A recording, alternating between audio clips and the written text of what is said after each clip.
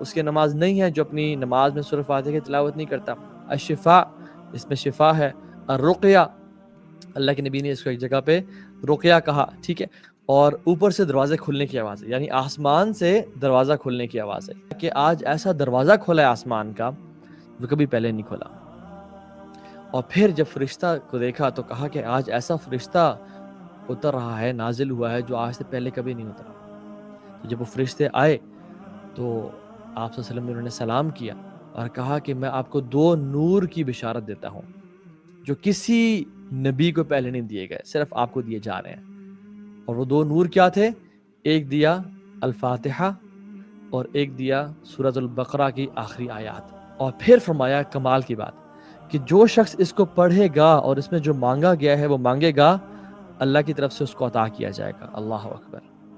یہ امت محمدیہ کے لیے کتنا ہی بڑا بینیفٹ ہے.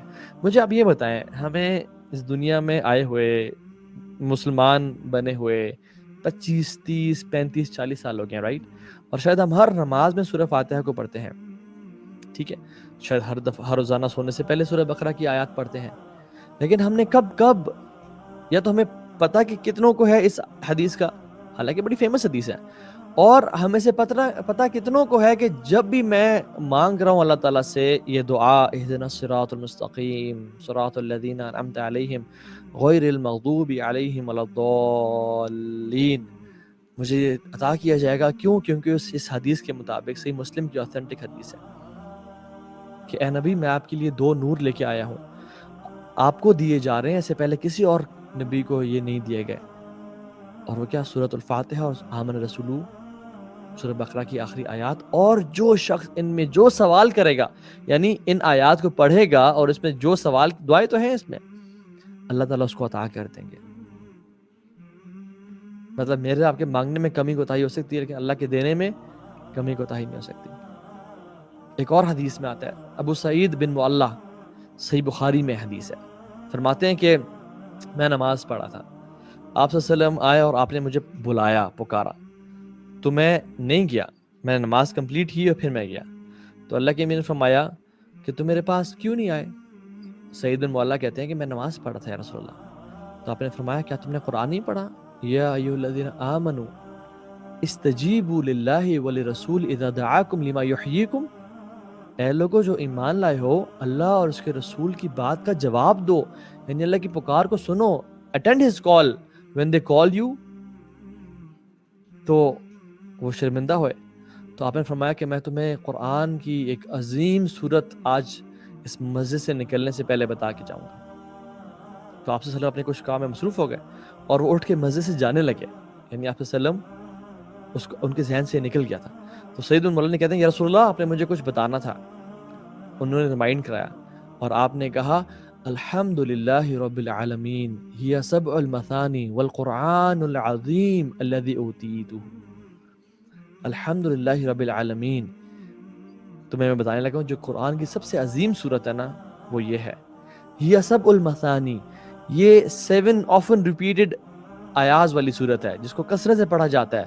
والقرآن العظیم, اور یہی تو ہے قرآن عظیم, الذی اوتیتہ, جو مجھے عطا کی گئی ہے. یعنی اللہ کے نبی صلی اللہ علیہ وسلم نے سورہ فاتحہ کو قرآن عظیم کہہ دیا اور اسی کو کہا سب المثانی, یعنی جو قرآن میں بھی اللہ تعالیٰ فرماتے ہیں. اور یہ مکی صورت ہے, سورہ فاتحہ سے مکی صورت. کیوں؟ کیونکہ سورہ فاتحہ کا ذکر سب المثانی کا جس صورت میں آتا ہے وہ مکی صورت ہے, ٹھیک ہے. اور اس کو رقیہ بھی کہا گیا. کیوں کہا گیا؟ کیونکہ ڈفرینٹ انسیڈنٹس ہیں. ابو سعید الخدری فرماتے ہیں کہ میں کچھ صحابہ کے ساتھ تھا اور ہم ایک قبیلے سے گزرے, رات ہو گئی, ہم نے ان سے مدد مانگی اور کہا کہ ہمیں ہوسٹ کرو, ہمیں کچھ کھانے پینے کو دو. they were rude people, they said چلے جاؤ یہاں سے, نکل جاؤ یہاں سے. ہمیں بڑا برا لگا, حالانکہ اس دور کا, اس ٹائم کا یہ تھا کہ جو ٹریولرز آتے تھے اس کی رسپیکٹ اور اس کا اکرام کیا جاتا تھا, اس کو ٹھہرایا جاتا تھا, کیونکہ ان کے پاس زیادہ کچھ کھانے پینے کے لیے کوئی SUVs یا بڑی گاڑیاں یا کوئی نہیں ہوتی تھیں, ٹھیک ہے. ان کے پاس وہی جو کیملز اور ہارسز ان پہ سواری ہوتے تھے. خیر انہوں نے انکار کر دیا تو وہ بڑے دکھی ہوئے, کہتے ہیں ہم اس قبیلے سے باہر نکل کے وہاں پہ ہم نے خیمے لگا دیے اور ہم وہاں پہ رہ رہے تھے. اس قبیلے کے سردار کو بچھو نے کاٹ لیا.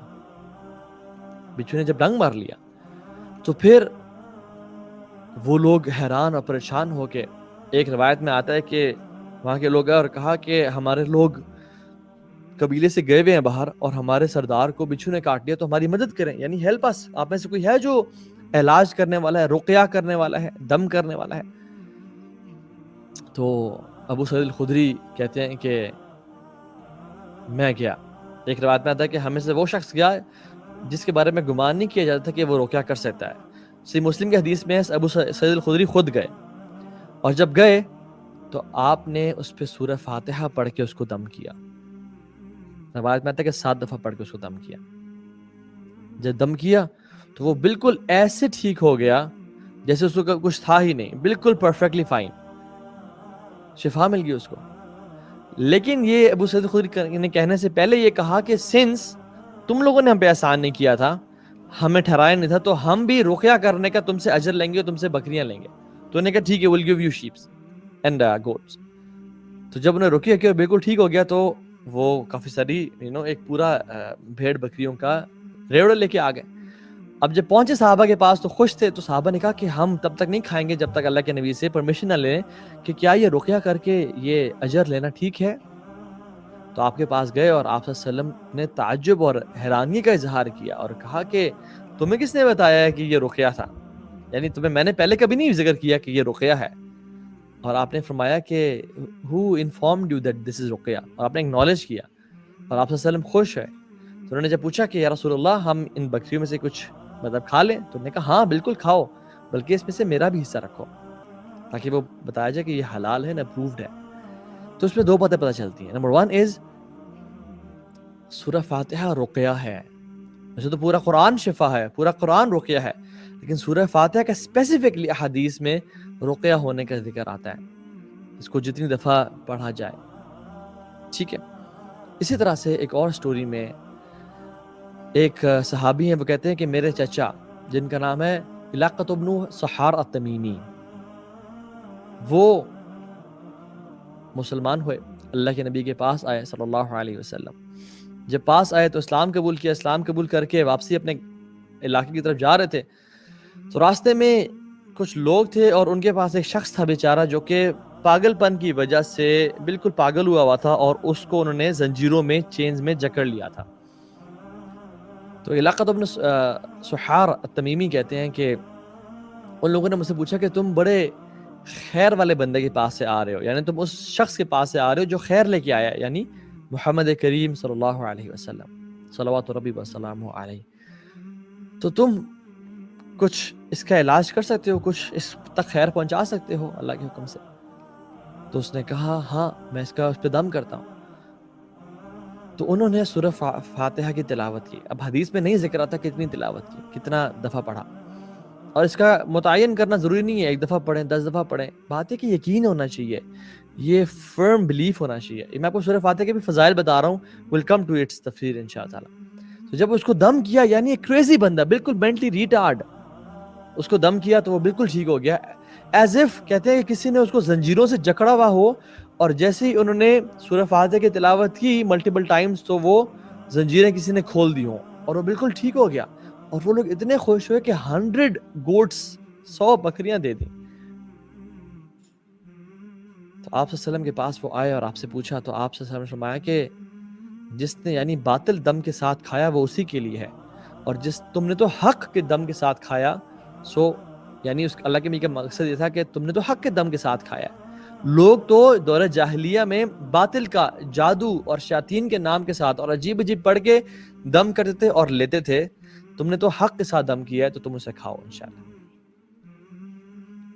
میرے جو شیخ کے استاد ہیں جن کی میں آج تفسیر پڑھا تھا اور جس میں سے آپ شیئر کروں گا، حافظ عبدالسلام بن محمد بھٹوی حافظہ اللہ، وہ اسی کی تفسیر میں لکھ رہے تھے کہ میری ہمشیرہ ہیں، یعنی میری بہن ہے، جن کی ایک ٹانگ کافی کمزور تھی اور دوسری ٹانگ پہ وہ چلتی تھی.